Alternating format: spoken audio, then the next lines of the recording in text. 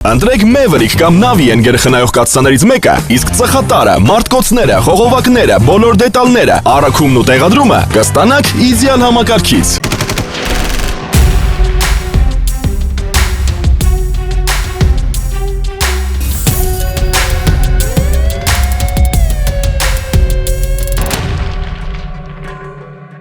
Հակակոռուպցիոն կոմիտեում քննված քրեական վարույթով պարզվել է, որ ուժեղ Հայաստան կուսակցությունների դաշինքի падգամավորի թեկնածուն նույն դաշինքի Երևանի Փափազյան փողոցի 29 շենքի 73 հասցեում գործող գրասենյակի աշխատանքը փաստացի համակարգողի, դաշինքի համակիրի եւ այլ անձանց հետ նախնական համաձայնությամբ նախապատրաստել է ընտրակաշարք տալ ընտրողներին ազգային ժողովի հունիսի 7-ի նշանակված հերթական ընտրություններին ուժեղ Հայաստանի օգտին քվեարկելու պայմանով հուլիսի 21-ին քրեական վարույթի նյութերը հաստատված մեղադրական եզրակացությամբ հանձնվել են հակակոռուպցիոն դատարան։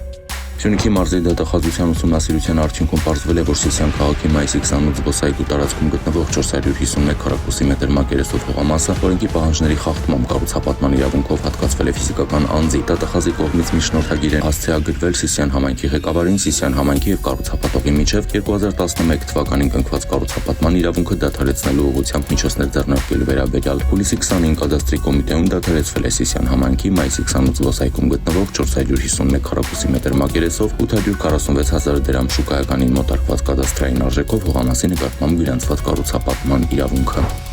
Քննչական կոմիտեից հայտնում են, որ հուլիսի 21-ին Պաշտպանության նախարարության այն զորամասում զինծառայող է մահացել, նախաձեռնել է քրեական վարույթ, իրականացվում են քննչական եւ վարույթային գործողություններ։ Դատախազը հուլիսի 20-ին հաստատված մեղադրական եզրակացությամբ հակակոռուպցիոն դատարան է հանձնել 2003-2009 թվականներին Երևանի քաղաքապետի առաջին տեղակալի պաշտոնը զբաղեցրած Կամո Արեյանի վերաբերյալ քրեական վարույթի նյութերը։ Քրեական վարույթով պարզվել է, որ Արեյանը պաշտոնական լիազորությունները ծառայության շահերին հակառակ օգտագործելով մասնակցել է Ազատության պողոտայի եւ Բաբայան փողոցի հատման հատվածում գտնվող պետական սեփականություն հանդիսացող հողային օրենսգրքով նախատեսված ժամանապահումների ցանկում ընդգրկված երկու հողամասերի ապօրինի օտարման գործընթացին։ Հուլիսի 20-ին քրեական վարույթի նյութերը հաստատված մեղադրական եզրակացությամբ հանձնվել են հակակոռուպցիոն դատարան։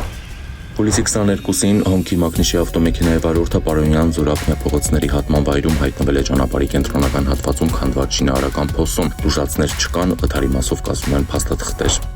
Հուլիսի 21-ին ահազանգ է ստացվել, որ Գեղարքունիքի մարզի Լուսակոնք բնակավայրի տներից մեկի հարակից անասնագոմի մոտ խոտածած տարածքի այրվում հրդեհի հետևանքով ուժասներ չկան, հրշեջբերկարների օպերատիվ գործողությունների արդյունքում հրդեհը բնակելի տուն չի հասել։